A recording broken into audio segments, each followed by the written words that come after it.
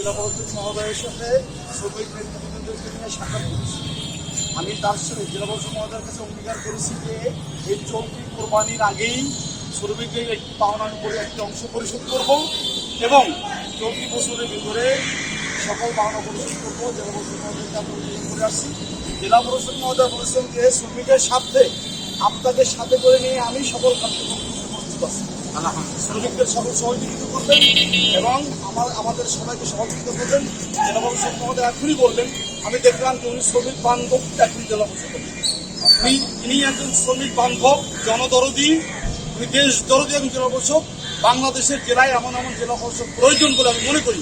তিনি বলেছেন যে আপনার স্বাধীন থেকে আমি শ্রমিকদেরকে এই কোরবানির পাওনা পরিশোধ করবো।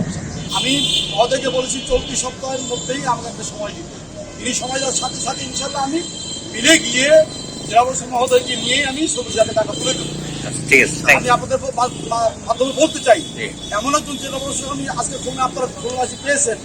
আমি জানি না কবে থাকবেন, তবে সরকারকে বলবো যে এরকম যোগ্য জেলা পরিষদ প্রত্যেকটা জেলায় প্রয়োজন। এ সমস্ত জেলা পরিষদ যদি থাকে দেশের উন্নয়ন হবে। ধন্যবাদ সবাই।